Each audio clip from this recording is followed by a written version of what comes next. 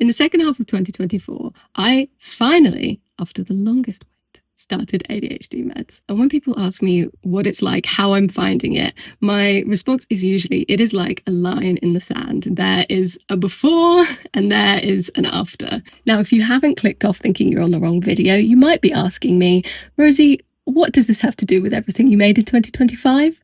The answer, quite frankly, is everything. Without going into the nuance of how medications help me personally in all of the different ways that it has helped me, I will say that where before I definitely struggled finishing projects, literally tying up loose ends and motivating myself to finish things, even if I genuinely really wanted to finish them, with the help of medication and personal growth and working on myself, I have just had the first full year of my entire life where I have felt genuinely able to settle into my hobbies, and for more than just one intense, emotional, enjoyable but exhausting hyperfixation, but just in a slow, continuous way. And that's a difficult thing to describe to people who haven't experienced it, but that's how it is. So what that has to do with what I made in 2025 is that I don't think I would have finished nearly half of it if not for being medicated. So that's why I'm really excited to be able to finally make one of these videos. And whether you're just interested in seeing what I made, or whether you're also interested in the neurodivergent side of it, I hope you enjoy me sharing all of these crafts and little bits about my neurodivergent brain along the way. I do want to add some notes that I don't want to give the impression that I suddenly have the ability to finish everything. I don't have a pile of whips. I haven't started a bunch of new projects that haven't finished this year, and that I haven't procrastinated weaving in ends of any projects at all this year. Because that's definitely not the case. I have also been on a journey to learn to accept that whilst this medication has made me feel a lot more capable in a lot of ways, it's not made me, and I still really enjoy making and pursuing craft and creativity in a way that means that sometimes I start on something, get really excited about it, and then decide that I'm just not excited about it anymore. And yeah, I've gotten really good friends with frogging and kind of been able to get over the emotional disappointment in myself side of that, of like, oh, I haven't finished this, not because I couldn't and ran out of steam, but because I don't want to finish it. And that's been really nice as well. But also I definitely still struggle in many areas, and that is, you know, part of being human as well as being a neurodivergent human. Right, I think that's enough yapping. Let's get on with it.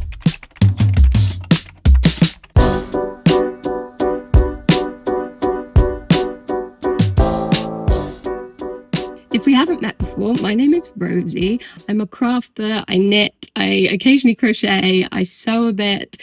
I also dip into many other bits and bobs from time to time as well. The structure of this video is going to be knits and the two things that I crocheted. So without further ado, I saw in the new year watching the extended editions of The Lord of the Rings on New Year's Day, beginning to end, and honestly, it was the best. And whilst I watched those, I was knitting these. These are the Elve Slippers from the 52 weeks of socks. 52 weeks of socks? I have it right here, I can reference it. 52 weeks of socks from Lane. I love that book. I haven't knitted nearly as many socks in it as I would have liked, but these, I think, were the first ones I completed. If you know this pattern, you might know that this is not at all what they look like. They are, in fact, colourwork slippers. I just liked the shape of them and decided that I wanted to make them without the colourwork. Originally, I made these in a white mohair and white, some sort of woolly yarn from Sustainagran. I can't remember what it was, and I don't have the labels, which isn't the case, I promise, for most of the things in this video. I do know the yarn for most of them, but I can't remember what exactly these are. You might have noticed that I said I made them in white originally. I did. And then I wore them on a very muddy walk in February, and they got mud stains on them. And I did try to clean them as thoroughly as I could, but they were still stained. So I dyed them, which I quite like the colour, and I do wear these quite a lot around the house. I'm not really a sock person, which is ironic because this is my first full year of, well, this is my first year of knitting socks. I started knitting socks very end of last year, like literally December, like 27th or something. And these were my first fully completed pair, I believe, and one of the few that I've actually kept for myself. I really like these. If I was to make them again, I would probably not use mohair and instead use something more sort of thick but really durable so that they held a bit more shape. But I quite like how they are. I don't really wear proper slippers, and I don't think I would wear real slippers, so I quite like that they're really just socks that I kind of wear as slippers anyway. The next two completed projects of the year were both gift nets, and something you might see being a theme this year is I did quite a lot of gift nets.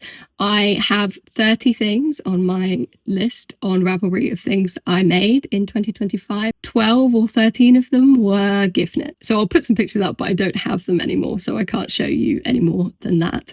But the first was a pair of socks for my dad. This was the first pair of socks I think I cast on, and then I took a break and knit the Elve Slippers, and then I came back to these. These were made in a DK acrylic Women's Institute from Hobbycraft, which I very quickly learned is not sock yarn. They're very much warm, cozy around the house socks. I think they're not really made to be worn. I didn't use a pattern for these. I used a website to write my own vanilla sock pattern that I will link below. I think it's just called Sock Knitting 101, and it completely taught me. It just made socks click for me. But yeah, I did a little swatch and I knit these socks and I'm very happy with them. Now the next one is also a self-drafted pattern. I got very confident very quickly when it came to socks, and I wanted to make a pair for a friend of mine who said they'd seen my Elve Slippers. They like them because you don't get comfy socks that are ankle length, and so I thought, great, your birthday's coming up, I'm making you a pair of ankle length socks. These are made in a mohair and soft yarn of some sort of mixed natural fibre and synthetic fibre, Sustan and Gren yarn. Again, I don't remember exactly what. It may even be the same as my slippers. I did the ribbing and I had a lot of fun figuring out how to do the ribbing and make it all sort of line up in the way I wanted to with the heel turn and all of that bit. So that was really fun. I really enjoyed it. I have seen much better ribbed sock patterns since, but I think part of the fun for me was that I was figuring it out as I went. The next finished object I did in fact keep for myself, and this is a Sophie scarf, as you may have guessed from looking at it. This was my first Sophie scarf. I very much enjoyed it. It knit up very quickly. This yarn is Mystery from my stash. It's soft, but I think synthetic, just from the feel of it. I think I bought it years ago to make something for my brother, and then obviously never did. I didn't have that much. This is the entirety of what was in my stash because I made it and weighed it as I went and switched around when I got to the end. I really love this colour. This sort of tealy colour is one that I got very obsessed with at the beginning of this year. So I wanted to make loads of things in, but I made a couple of things in that you'll see. I have continued to be obsessed with teal and wanting to add it into my wardrobe more and more. I then made a second Sophie scarf, which I gave to my friend. At the beginning of this year, I wanted to make my Christmas gifts over the year. Unfortunately, I ended up giving them as birthday gifts as the year went on, because I would make something, put it in my little stash, and then go, oh, it's this person's birthday. Oh, I can give them this. So it didn't really work out that way, but I did do crafts a lot more manageably for Christmas this year, which we'll get onto when we get to the end of the year. The other scarf that I made was for my friend, and it was made in cider, snuggly cashmere merino blend, which is a lovely yarn. I think a lot of my gift nets were at the beginning of the year, but I have another 2 gift nets. The first one I'll talk a little bit more about, and that is another pair of socks, this time for my mum. Now, this sock yarn has a bit of history to it. I don't know what it's made of, but I think it's a wool and then synthetic, like a typical sock yarn. That's what it felt like to me. These socks were my first ever pair of fingering weight socks, which, very exciting, slightly daunting. I, at this point, hadn't really knit with fingering weight yarn, and it felt like it took forever, but I was able to see it through. I have tried to knit these socks a number of times over the years. I've tried to knit socks a number of times over the years, and it's always sort of gone awry and I've given up. That's the ADHD. This sock yarn has quite the lore to it. My mum bought it many years ago, at least sort of 10, maybe 15. I remember as a child, I think, and she made one sock that turned out too big and then put it away and never finished, never reknit it, never knit the pair. And so I decided that I wanted to make her a pair of socks in this yarn. It came to me in a bunch of yarn that I had at home. I think she just decided that I was knitter and put it in there. And I unwound the big sock that she initially made because I needed the yarn. And I think I cast on at least 2, if not 3 attempts before finally completing this pair of socks. I wanted to make a really nice lacy pattern. I did look at some from the 52 weeks of socks, but I started up knitting them and firstly discovered that I really didn't like lace. It was so attentive, and if something went wrong, I didn't have the skills to fix it yet.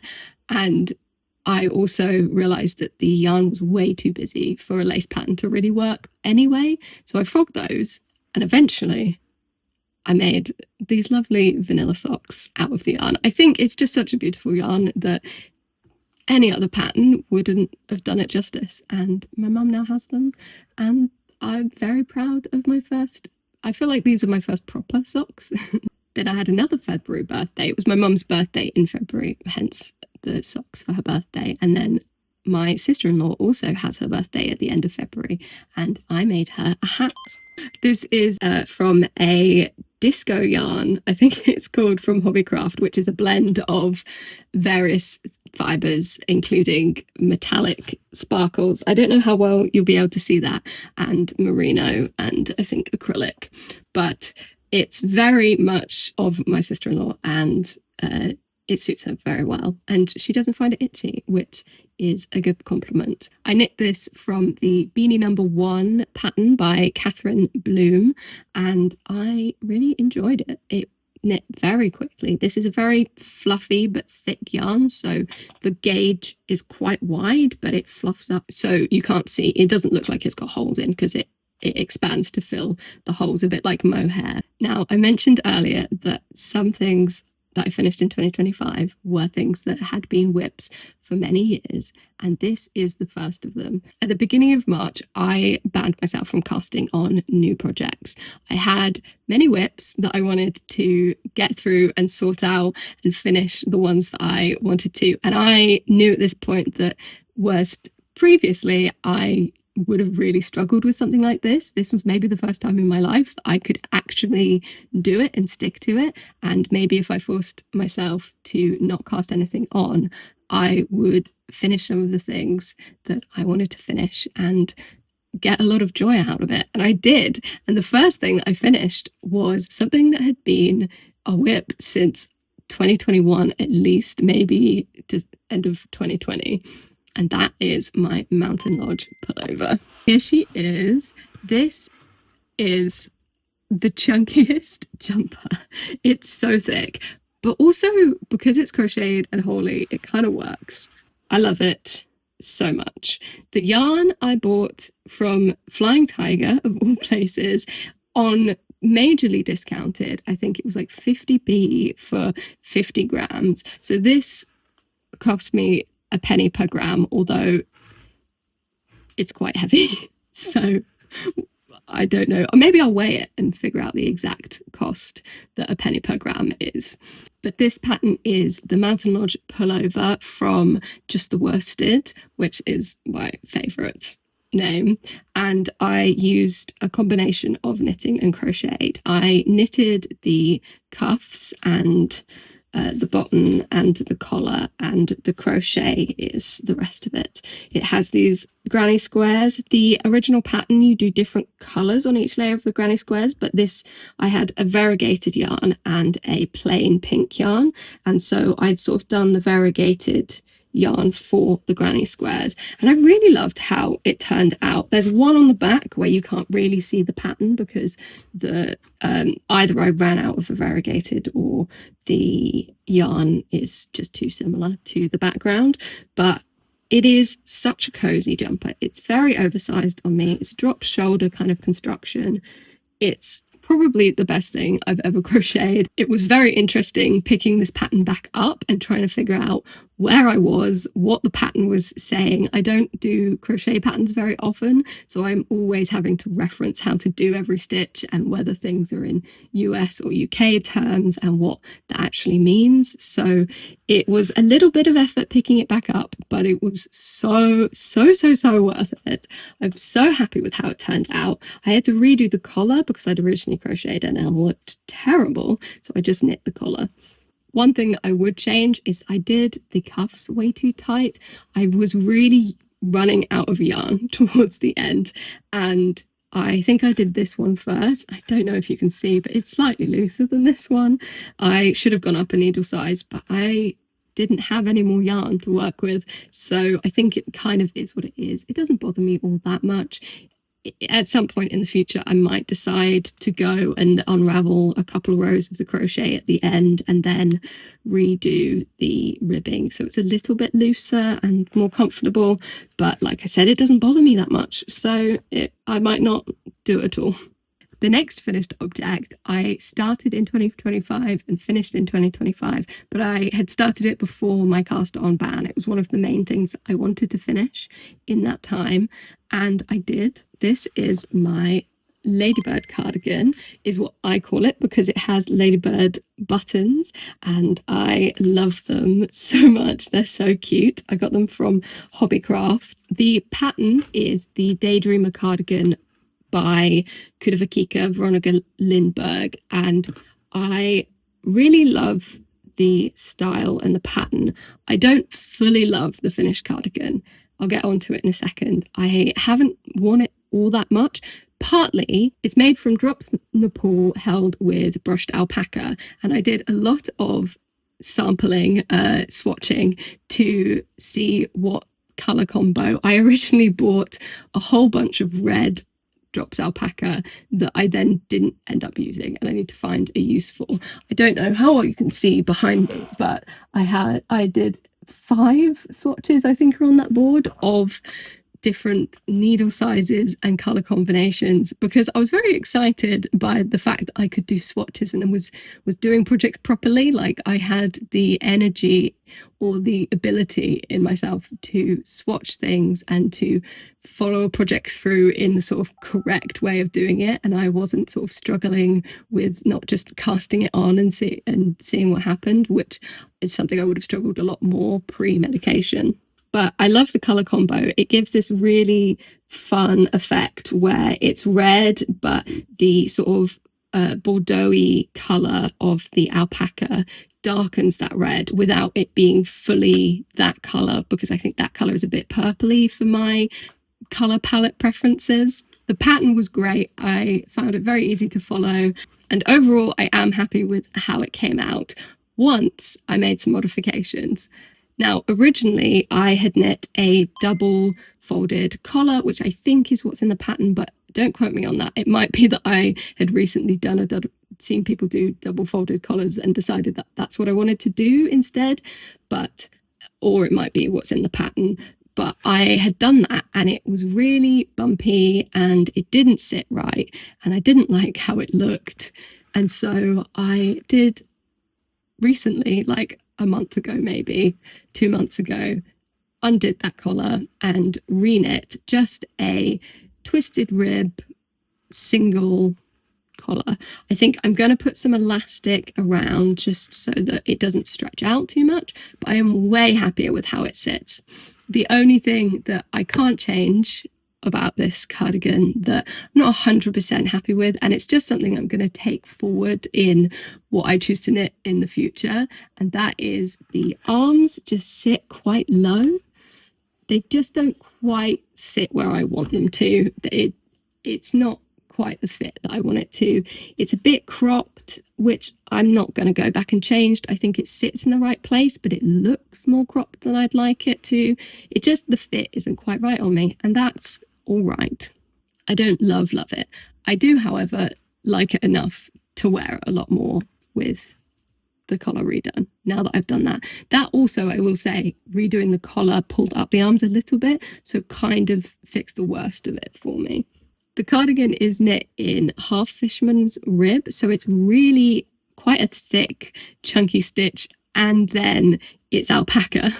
So it's also a very, very warm cardigan, and we'll probably get a lot of use in the next couple of months while it's really cold. We're having a really cold spell here at the moment, but it's not so much something that I can really wear in the summer. Even as a cardigan where I can have it open, it's very warm. I hope you're staying hydrated, whatever you're up to right now. If you're working on some sort of craft or project, do let me know what it is. I love seeing people's things and stuff. Everyone is so creative in different ways, and it's just so inspiring. This is why I love being on this crafty side of the internet, is seeing what everyone makes. Anyway, I've started talking about something completely different. On to the next thing. It's another pair of socks. This is another one for me, for myself, unlike a lot of the socks that I made this year. These are a pair of vanilla socks knit toe up in Rowan felted tweed, which I bought thinking, oh, this is a fun yarn. I love the look of it. It's a DK, but it has a nylon content about the amount that you'd see in a sock yarn. It's got some alpaca in it, but I think it's mostly wool. And so I thought, yeah, sock yarn, great. This was a fun learning curve for me, that it's more than just the fibre content that makes a good sock yarn. The other important factor is the ply of the yarn and how structured it is in the way it's spun. And this is not. So I learned very quickly, once I'd finished them, that I shouldn't wear them with shoes and that they should just be bed socks. You can't see because I've done them now, but I immediately got holes in them and was very sad and proceeded to put them in a bag for the next 9 months before I then finally done them, and have been wearing them for the last couple of weeks, sort of 2 weeks loads, but it did take me until very recently to get around to darning them, even though I got holes in them the first time I wore them. This is what I mean when I said I've not completely escaped. I even medicated. These things do still happen, and that's okay. And that is okay. I got around to eventually. So I really enjoyed making these socks, and I'm glad that I now get to wear them. They were also my first go of using metal needles, because I cast them on when I was at my family's house, and I borrowed a pair of needles that were the right size because I didn't have mine with me. And I liked using metal needles so much that I ended up getting some of my own later on. Onto the teal project of the year. This is the most beautiful colour. I love the yarn combo look. It's a soft silk mohair held with a cedar snuggly cashmere merino blend. I think the same yarn that I used for Sophie scarf I made earlier in the year. And this is, at first glance, a Sophie hood-esque project. Now, if you've made or seen other people make the Sophie hood, you'll know that this doesn't quite look like a Sophie hood, but it also does. And the reason for that is that I really like, I'm just going to put this on while I talk about it because it's so cozy and so comfortable, and the drape is so nice, and the colour is just gorgeous. I just love it. I've just got up the information on Ravelry. It's Drops Kid Silk Mohair, and in the colour Petrol, and Cedar Snuggly Cashmere Merino DK in the colour Teal. Now, the reason that this looks like a Sophie hood but isn't a Sophie hood is that I really like the look of Sophie hood scarves in general. I really like the garter stitch with the I-cord edging and the tapered scarf size thing. And I really enjoyed the sort of addictiveness of knitting a Sophie scarf, where the increases and then it decreases. You're always doing something. I really liked all of that. But what I didn't like about Sophie hood was the way that it is constructed is all in one line. That wasn't how I wanted to do it for myself. It's very warm. I'm gonna take it off for a second. So I looked at other scarf alternatives, but I didn't like the style of the stitches of any of the others. So what I ended up doing was buying both the Sophie hood and the Alex hood patterns. And I read through the Alex hood and saw how the construction worked and referenced that for how I wanted to knit this. Now, the gauge is completely different on the Alex hood. So I couldn't exactly follow sort of the increases and decreases. And this took quite a lot of trial and error to get the hood shaped in the way that I wanted it to be shaped. And I think if I was doing it again, I would probably try and take more into account that the yarn is likely to stretch, because I think this has sort of grown a bit over time. So it's a little bit bigger now than I'd maybe like. It's maybe one of my most worn winter accessories. I want to make another one in red, I think, at some point with the yarn that I used for my Ladybird cardigan. The next one is a sort of crochet project. It was something that was in my whip straw. I'd started a bunch of granny squares years and years ago and never done the intended thing with them, which was to make a top. The top would have not been in my sort of aesthetic preferences now anyway, but I didn't want to just frog the granny squares. So I made a little bag. That bag has now been gifted to my mum, so I don't have it with me anymore. But I lined it with this really cute strawberry print fabric that I had, and I was very pleased to have something finished. Even if it wasn't the original intended, it was out of my whips drawer. And that was the last thing, I think, in my cast off ban, because the next project, I think I almost immediately cast on and then very much hyper focused on it for the maybe 2 weeks that it took me to make. And that was my step-by-step sweater. Now, this has had some modifications since I first finished it, and I'll talk about those in a second. But first, this is the Step-by-Step Sweater by Florence Miller. I sort of didn't really follow the pattern much at all. I referenced it for a basic raglan, essentially, and then made a bunch of modifications. The first of which were I wanted this like knit and then pearl stitches either side for the raglan increases to make sort of a feature of them. I also went way further in the increases and made it way more oversized. In order to do the pearl things, I had to move where the raglan increases were. I originally knit this with a folded over collar that you do at the beginning and then continuously for the rest of it. I had done that with a 2x1 ribbing, which I matched at the hem and the sleeves. The yarn I used for this is a Women's Institute acrylic that I got from Hobbycraft, and that's the first thing I would definitely change. If I was making this again, I'd make it in probably a cotton. The idea for this was I wanted something that I could just throw on around the house that was nicer than sort of an old hoodie and that wouldn't irritate my skin at all, and I'd always feel comfortable putting on, because sometimes certain clothes feel restrictive or uncomfortable, and I just needed something that was mega comfy. Hence why I chose to use some acrylic that I actually already had in my stash for this. I held it with Rico Make It Tweed, which is such a cool yarn. It's essentially a lace cobweb weight yarn with the flecks of colour and bits in it, and you hold it with a different yarn and it makes it look like it's a tweed yarn, and it works really well. I really enjoyed seeing this all come together. It made what was otherwise obviously a very plain stockinette for a long time kind of sweater. A lot more interesting. I really like how it looks, and I have a bunch of it left, so I will probably do something in the future again with it, but like I said, held with a natural fiber like cotton or even like a really soft merino.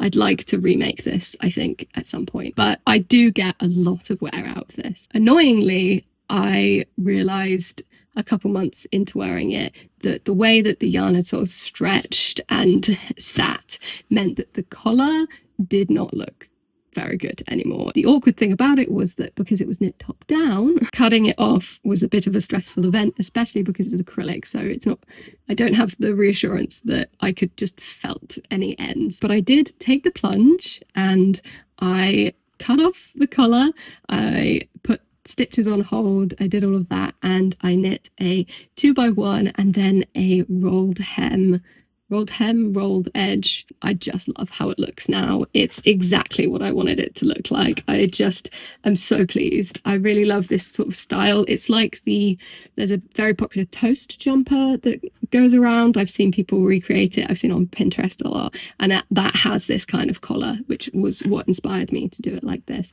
And I will definitely be doing more jumpers with this kind of rolled edge. If you do want to see the entire process of making this, I did document it on my social medias, Instagram and TikTok. We now very much get into summer, and so I wanted to do some more summer knitting projects. Now, this was the first year for me that I didn't have a sort of natural lull in my knitting over the summer.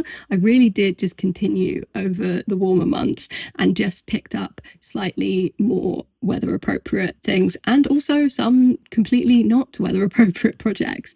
And the first of those has a tragic ending. I have a lot of tops in my wardrobe that I wear quite a lot that are this same style with the high neck and the sleeveless as the Camisole No.9 by My Favourite Things knitwear, and so I knew I had to make this project. I also had done some swatches in colour work, and I wanted to practice my continental knitting so that I had more of the muscle memory there for when I wanted to hold strands in either hand when doing colour work. And so I cast on the Camisole No.9. What I didn't realise on the first go of this project, I feel like this was doomed to begin with. The first go of this project, which I had to frog, was that my gauge is a lot looser on metal needles. And I am someone who normally just hits gauge without having to try. And so I confidently cast it on, got, I think, to joining to the body, and then realized it was way too big. So instead of sizing down needles, because I like the fabric, and also this was maybe the biggest project I've made on such a small needle size so far, and I did not want to go smaller. So I decided instead to just knit a smaller size and made it work in terms of how I wanted it to turn out. The reason I haven't shown you this project yet is because of the tragic ending. I made it in West Yorkshire Spinners Exquisite. I think I used maybe 2.5 balls of this beautiful tealy blue colour. I haven't made a note of what the colour is on my Ravelry, but it's also discontinued anyway. I wore it so many times in about the week and a half I had to wear it, and then I made the mistake of putting it in the washing basket. I didn't mean to. I just thought, I need to wash it now. I'll hand wash it. And then I put it in the washing basket by accident. And this was the result. A beautifully felted top that's way too small for me. And probably way too cropped for anybody, to be quite honest. This caused many tears when it happened. I was very upset, but I think I've emotionally recovered now that we're 6 months on, enough to talk about it. I didn't know, I wasn't fully expecting it to felt this, I'm going to say well, this felted really well. This is a very stiff, you can't see the stitches kind of felting situation. I think partly it was the small stitch size. It's a not plied, but it's only 2-ply and it's not particularly tight, but it does have silk content, which I think is what the like bobbling effect is along it. I don't know how well you can see that, but it has like these bits where it looks like maybe the silk has sort of come up and out where the wool has shrunk around it. But yes, sadly not wearable after that, which, considering that this took me about a month to make and I was very much dedicatedly just knitting this for that month, I think, more or less, yeah, that was tragic. At that point, I had, however, already decided I wanted to make a second one. I had realised that wool was maybe not the best for all summer wear. I was thinking I would wear this in the winter, and I probably would have, because I still wear the other tops like it in my wardrobe as layering pieces, but I wanted one in a more summery fibre. Maybe a happier end to this story is that I had the perseverance to make a second. This is cotton from Sister Legrand.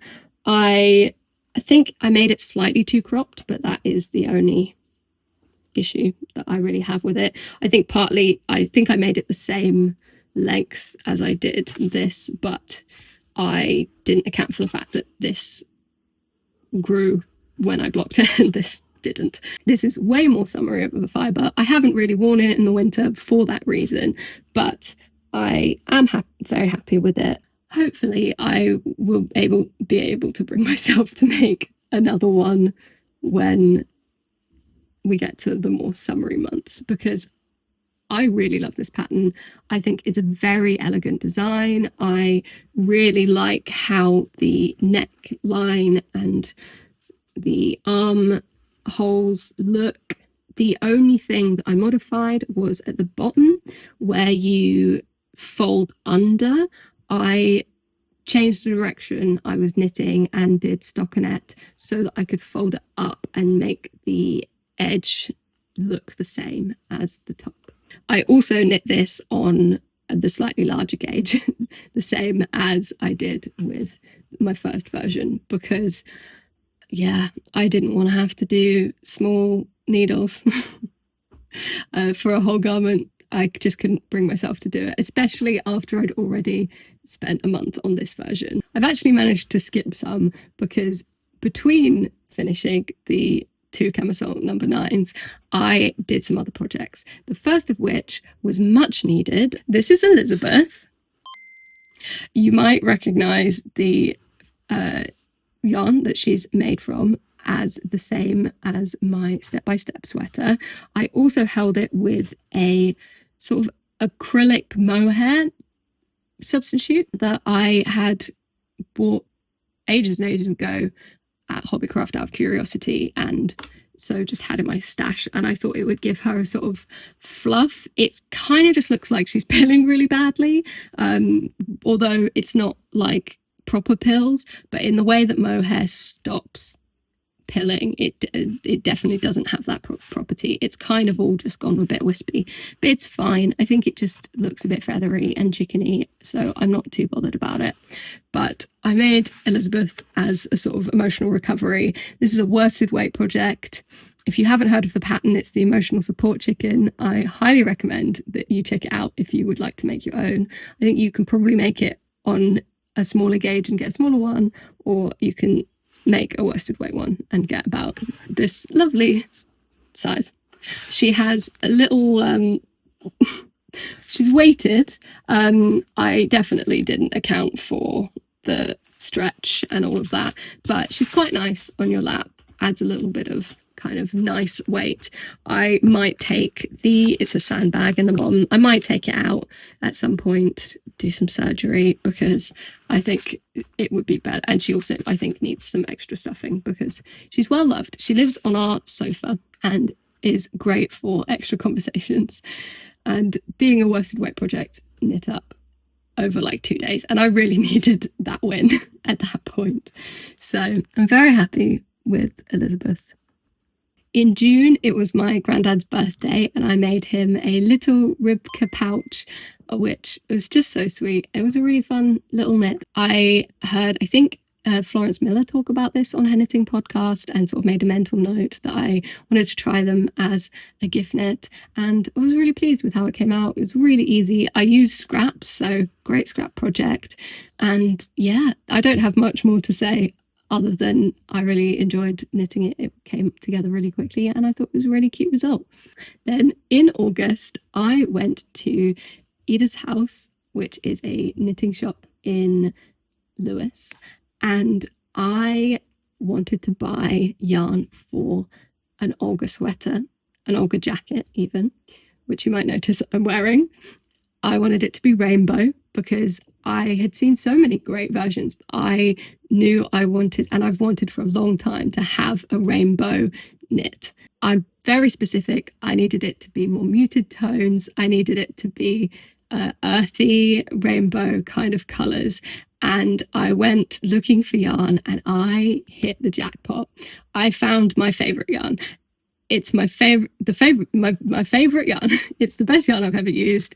It's soft, warm, a dream to knit with, and the colour range is so me. It has all of the colours in my colour palette perfectly. As you can see, the result was a big success. This is my Olga jacket in rainbow stripes. I will put I think the exact colours are on my Ravelry, and I will link that in the description, but I went with 5 colours: a red, an orange, a yellow, a green and a blue.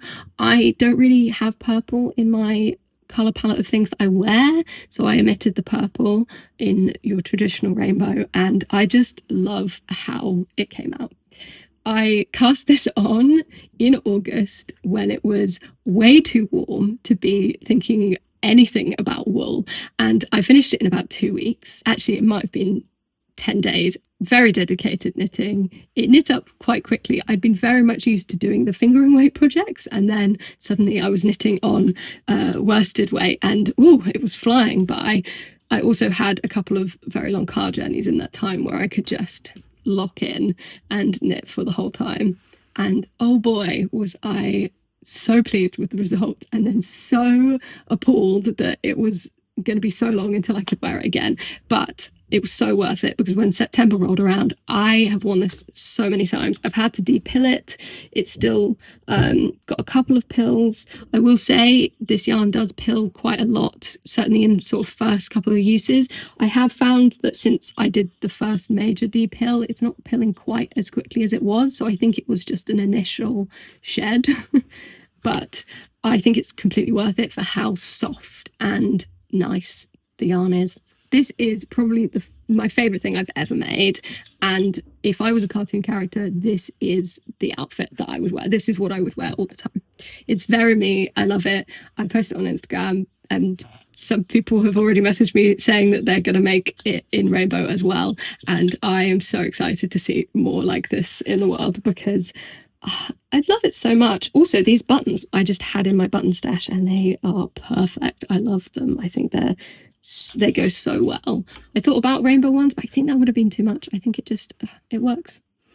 I need to put some elastic in the collar because I think it's stretched out a little bit with wear, but apart from that, I love the pattern. This was my first drop shoulder knitting pattern, and the pattern's written. I've said pattern way too many times. It's written really well. You will have seen, I imagine, lots of other people making the Olga sweater or the Olga jacket this year. It's great. It's a classic. The only downside to using 5 different colours instead of 2, where you can just hold them, is that I decided, maybe chaotically, to cut the ends just as I was going, which has meant that I have so many ends to weave in that I kind of just haven't. I wove in the arms enough that it doesn't poke out the sleeve. I wove in enough by the placket that I didn't have, that I can wear it open and you can't see all the ends, but I still have probably 100 ends to weave in on this thing, and at this point I'm kind of hoping that they'll just felt and I can cut them off. I love it so much. Yeah, it's just my favorite thing. Now, all this time, quietly in the background, I had also been working on these socks, which I made for my husband in some yarn that he picked out when we went to a yarn shop back in February. I think I cast them on before my cast on ban even, but I didn't finish them in that time because cables, tiny needles, and I knit them to a time, which takes a little bit longer when you're switching between socks, but I'm not sure I would have got past the second sock if not for doing it with that method. So 0 regrets there. This yarn is Lang Jarwal. It is a gorgeous colour. I think it's ochre is the colour, and a really lovely sock yarn. It's wearing really well. I can see that like it's kind of felting together nicely on the heel in a way that feels like it's holding itself together rather than going to create holes. Will wears these mostly around the house, but he has worn them out with shoes, and I've worn them out with shoes, and they're just holding up really nicely. So I would definitely recommend this yarn. It comes with an extra spool of reinforcing yarn as well, which I held for the heels and I think the toes, and that's definitely working to keep it from getting holes. And these are just gorgeous. Definitely the most beautiful pair of socks I've made. I'm glad that Will has them because I just don't wear socks, my handmade socks, all that much. So it's nice when someone else is actually wearing them. The pattern is the Turning Point socks from 52 Weeks of Socks book. I modified the pattern. Originally, they're sort of knee-high socks, and Will chose the pattern, but I wasn't going to do twice the amount of cables and the decreases and all of that came with that. So I skipped a chart basically and started them later in the chart. And no regrets. I think they look really good. They're really nice. Honestly, looking at them might make a pair for myself because they are really lovely. Having just said that I don't wear my hand knit socks all that much, but maybe I would wear these. So on from a gift net to another couple of gift nets. I'll speed through some of these that I don't have with me. I made a mini jumper for my dad for his birthday as a placeholder for a jumper that I wanted to make him. I gave him a little booklet of pattern options and a mini jumper in the yarn that I wanted to make it in so that he could see that and choose the pattern for himself. And that worked really well, so highly recommend. The other gift net I made, which was one that I had planned to make from the beginning of the year. I was so determined that I would start it early and didn't end up starting it until about 2 weeks before it was due. And then it took way longer than I was expecting. And that is Benjamin Bunny. I made this for my brother. His name is Benjamin. It is one of the most technically difficult things I've ever made. The main thing is that every single line of this pattern requires your absolute attention to following it. There's no point where it's just a repeat and go.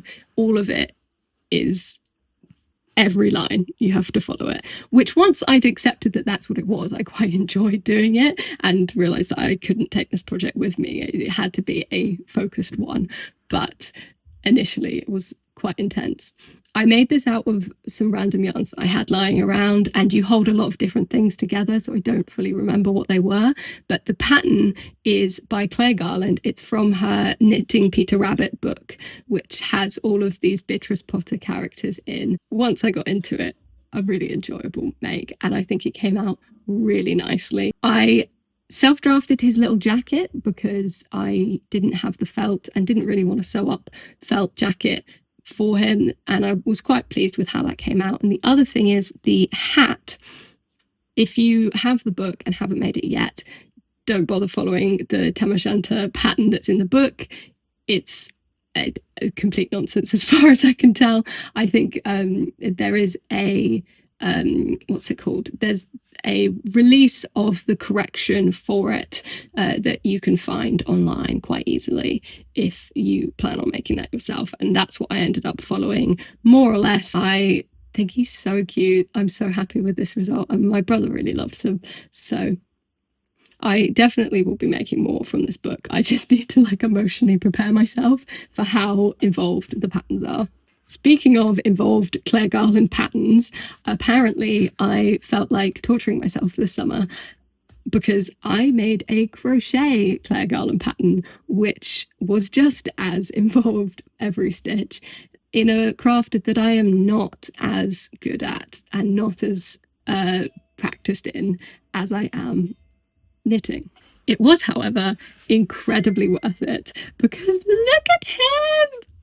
This is Beep Boop. I made him for my husband for our wedding anniversary, and Will loves him as much as I do. He's made from Sustan grown cotton, and he is a replica of a drawing that I did back in like 2020. I decided I wanted to get into drawing, as you do, and I drew this little duckling called Beep Boop. Will's slightly obsessed with it, and so when I found this pattern that looked pretty much exactly like the drawing, I decided I had to make it for him for our anniversary. I made it out of cotton because it was our cotton anniversary, and he's just so cute. There was a lot of trial and error, mostly error. I couldn't get the hang of making sure that my rows weren't drifting. So the first time I made him, the whole head was like skew-if because I was basically moving over a stitch every time. So I had to restart it a good couple of times. But worth it in the end. He sits with Elizabeth downstairs in our living room, and he's just adorable. Next up, we have my first ever test knit. I saw this pattern from Cleo, and I knew that I needed to apply to test knit it, and I was accepted, and I was so pleased. These are my Miss Lady socks. They're ladybird socks. This is my first completed colourwork project, and still my only completed colourwork project to date, although I hope to change that next year. The pattern is great. You should definitely go get it. I will link it, as with everything, down below. It's very clear, as someone who'd never done colourwork before, but kind of new socks. Even if I'd never made a pair of socks before, I think this would have been fine. It's very thorough pattern, great for beginners, and I love how it turned out. The first time I did the ladybirds, I did them way too tight. So I actually ended up making 3 of these because I finished the first one because I wanted to make sure I'd finished the sock in full before the deadline for the test knit ended. And then I ended up frogging that and knitting a third one, which ended up being the second and third socks. The way that I fixed my colourwork tension problems was that I knit it inside out. I sized up the needles, and I just made sure that I wasn't holding it too tight at any point. They're still like a little bit tight to go on my feet, but I think but I can get them on just fine. So that's a win. What I might do next time I do colourwork is go up like a full millimetre rather than half a millimetre. I've got to experiment a bit more with it, but these, I'm very happy with how they came out. The yarns are numerous, so I'm just going to talk about the main colour, which is a Market Town yarns that I got gifted for, I believe, my birthday, and it's this gorgeous orange, green, yellow, like variegated stripes kind of situation that I think works really well with the colours of the ladybirds that I went with. I wanted to do something a little bit different. I still might make just a pair that are white and red because A, I have enough leftover yarn, and B, I really like how like the pattern, like the normal colour way that Cleo did for her original ones looks, but overall very happy. Now next up we have a sort of saga. It's 4 finished objects, one of which is not on my Ravelry because because it's just silly and I didn't want to put a 4th one of these hats on. But I designed a hat based on a kind of style that I'd seen elements of it in other hats, but I could not find a pattern that satisfied exactly what I wanted. And so I designed my Acorn Hat. I love these hats. As you can probably tell by the fact that I've made 4 of them. If you follow me on Instagram and have seen it, you'll know that I am writing a pattern. It's going to be my first ever pattern. It's slightly on hold at the moment because I've been busy and stressed, but I will get back to it at some point in 2026. I will release the Acorn Hat pattern. I just love it. I made the first one in 2 strands of Rowan felted tweed held together. I made the second one in 1 strand because I wanted to test. I wrote the pattern in a way that means you can use any gauge, and so I wanted to test that. And the only problem with this one is that I didn't do the brim long enough, so I adjusted that part of the pattern when I did that. But I love this colour, and I think I just need to re-knit it with a longer brim so it works. And then I also made one in a brown, which is just a brown yarn from Softon Gren, and this one is kind of perfect fit wise, and I only did a little nub on this one, whereas these ones have a little loop, which I am just obsessed with. I love the rolled edge. I love one of the things that I wanted it to have is the 6 increases, the sort of hexagon, rather than the traditionally, I think you normally have kind of 4 on a hat, and I like the look of 6 way more, but you have to sort of work out your increase rate a little bit differently. Love them. I wear them all the time. I can't wait to eventually get the pattern out there. The 4th one I made that isn't on Ravelry was this is Frodo. This is a panda that sits in our bedroom. He's technically a warm panda that I bought for my husband, but my husband refused to put him in the microwave because he's too cute. So he's just a cuddly toy for decoration now. And I made him a little hat. It's got little ear holes in it. Because why not? I actually think this is leftover yarn from the slippers that I made, that was first on this list, if you can remember that far back. There's 3 more. All right, are you ready? Firstly, this felted scarf. This is a bit different from the other projects on this list in that I made this on my knitting machine, which I broke making Christmas presents last year and then fixed in order to make this because I got an idea in my head. This is a West Yorkshire Spinners super chunky retreat yarn in this gorgeous green colour, and I essentially made a really long tube on my centro and felted it. There's not much more to say about it, and whilst it's a little bit scratchy and it's not as long as I would like it, I had a finite amount of the yarn. I'm really happy with how it came out as a concept. It's something I'd like to play around and tweak a bit more.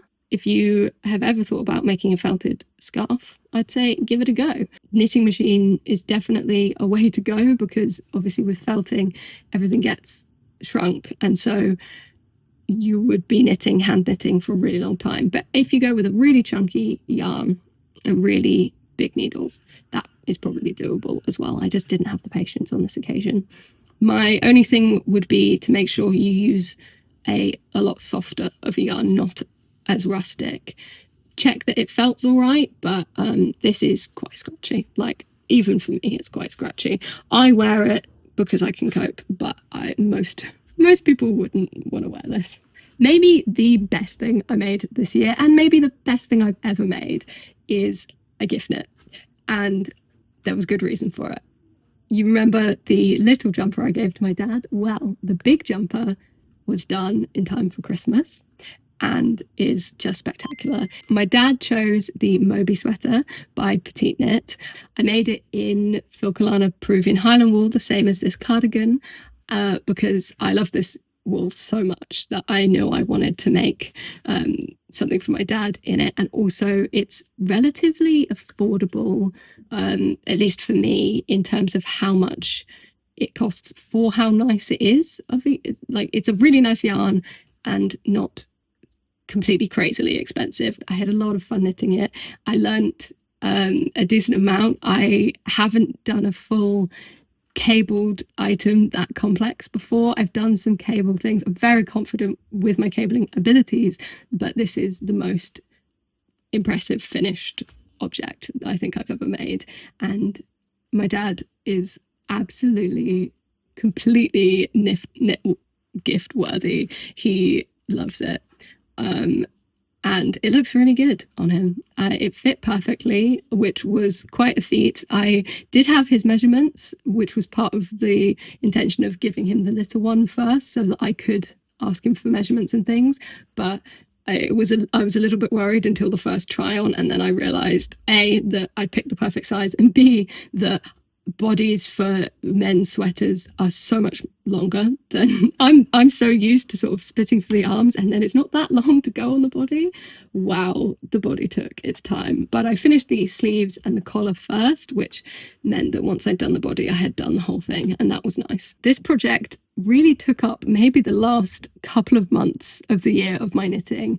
I started it at the very end of September, and I had a couple of other projects on the go at the same time, but the only one that I worked on for a little bit was the last finished object of the year, my Cardigan No.9, and I eventually had to just put that to the side because if I didn't, I wasn't going to finish this on time.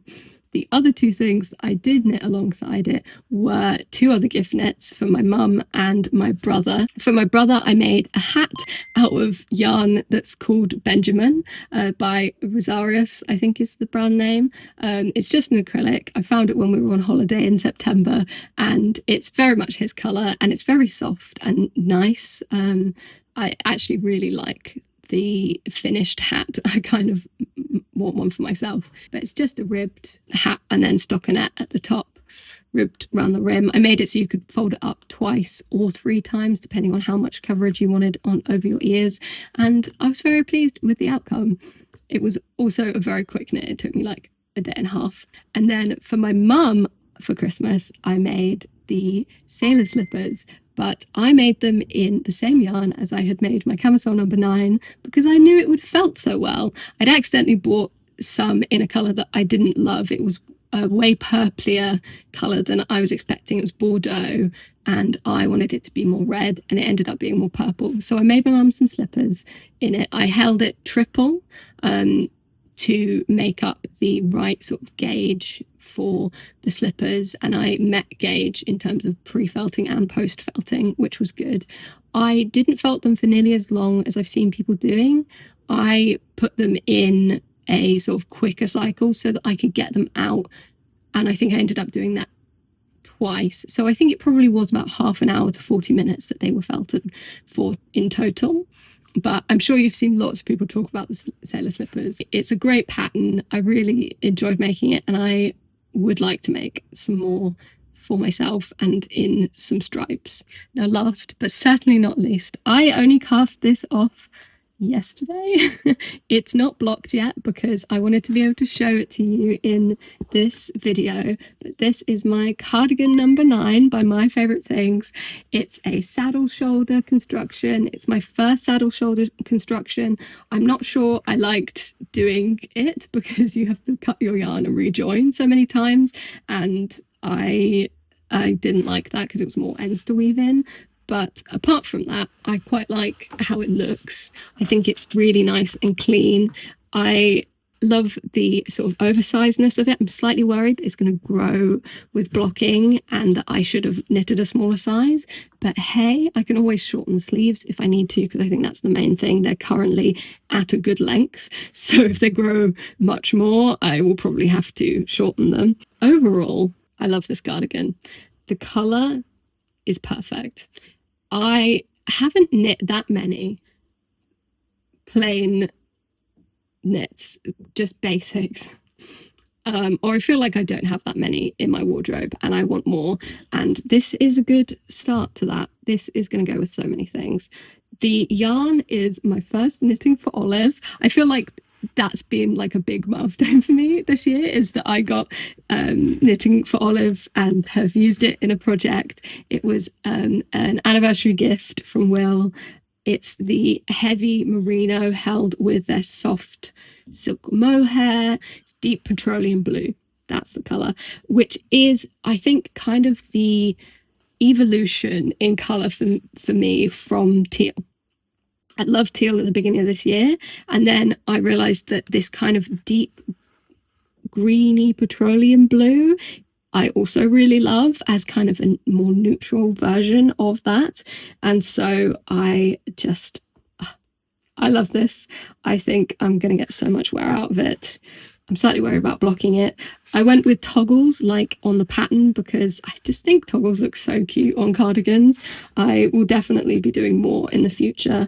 I'm also, as you can probably tell from this cardigan as well, I just love a dark wood. I love a dark stained wood. I cast this on at similar time, just after I cast on my dad's Moby Sweater, and I was working on it for a bit, but when it came down to crunch time with Moby Sweater, I had to put it on hold. So I picked it back up again when just before Christmas, when I finally had time again to knit on things for myself. And I have actually vlogged most of the process of finishing it. So if you want to see that, it'll be on my channel soon, or might already be up. I don't know what order I'm uploading things. This yarn is just gorgeous in both look and feel. If you're sensitive to mohair, you're sensitive to mohair. I don't think there's a mohair soft enough in the world. If you don't like mohair, you don't like it, and you'll know that. But I actually have realised this year that it doesn't bother me as much as I thought it would. I can very much wear things with mohair in. The first cardigan I made had mohair in it and it's never bothered me. So overall, I don't mind mohair, but this is really lovely. It's very soft. The overall fabric is maybe not like to face, but wearing it on the body. I was wearing it all yesterday.